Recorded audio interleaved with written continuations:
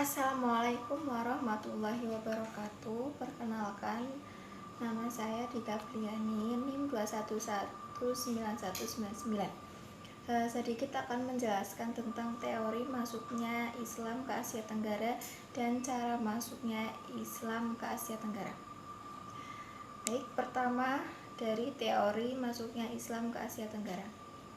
Jadi, teori masuknya Islam di Asia Tenggara ada 3 tahapan, yaitu asal kedatangan Islam, waktu datang Islam, dan siapa pembawanya.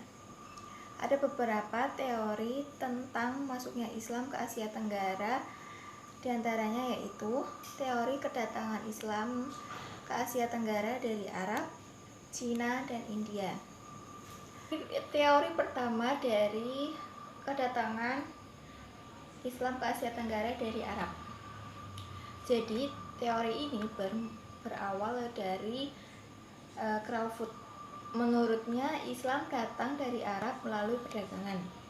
Dibuktikan dengan catatan Cina mengatakan orang Arab dan Persia mempunyai perniagaan sejak tahun 300 Masehi. Dari teori ini memiliki bukti, diantaranya ada perkampungan Arab di Sumatera pada tahun 625 Masehi. Kemudian persamaan penulisan dan kesusastraan Asia Tenggara dan Arab. Kemudian karya-karya yang menceritakan pengislaman raja tempatan.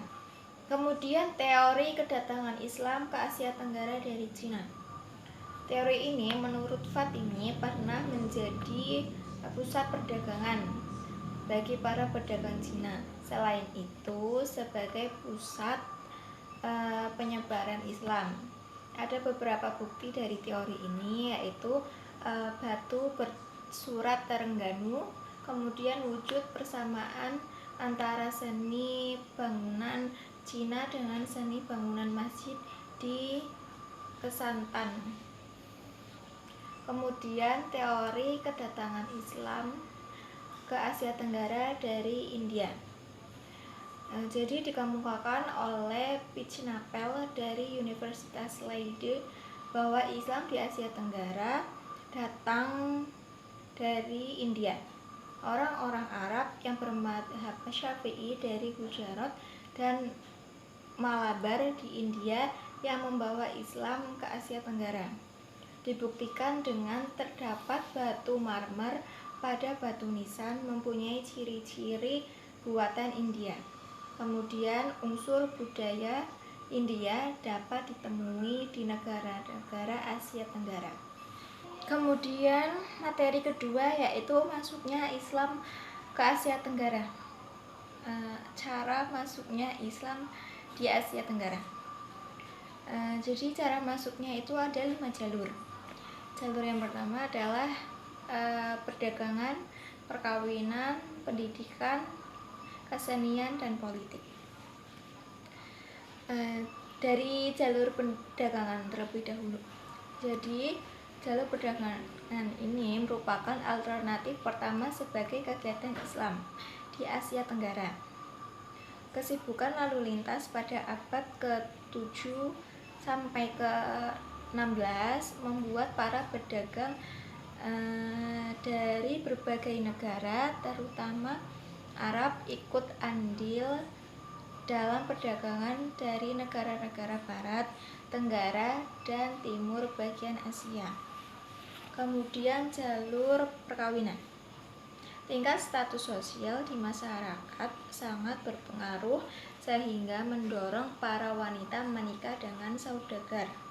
Tujuannya untuk meningkatkan status sosial mereka di masyarakat. Kemudian jalur pendidikan. Jalur pendidikan ini menjadi proses islamisasi. Dengan begitu dapat menanamkan intelektualisasi Islam. Kemudian jalur pendidikan. Jalur pendidikan merupakan proses islamisasi. Dengan begitu dapat menanamkan intelektualitas Islam secara langsung dan pemahaman tentang Islam yang disampaikan langsung oleh guru agama, ulama, dan kiai. Kemudian jalur kesenian. Misal pada Sunan Kalijaga atau masa Sunan Kalijaga, beliau sangat pandai dalam memainkan wayang. Kemudian terdapat pertunjukan wayang, beliau tidak meminta pemungut biaya, tetapi digantikan dengan menirukan apa yang diucapkan, yaitu mengucapkan kalimat syahadat. Dan melalui wayang tersebut sedikit menyelipkan ajaran Hindu Buddha yang mengakar kuat di masyarakat. Kemudian jalur politik. Jalur politik ini berpengaruh, seorang pemimpin sangat berpengaruh bagi proses penyebaran Islam dan demi politik. Ada juga kerajaan Islam melakukan ekspansi ke kerajaan-kerajaan non-muslim untuk menaklukkan wilayahnya. Terima kasih, cukup sekian penjelasan dari saya. Wassalamualaikum warahmatullahi wabarakatuh.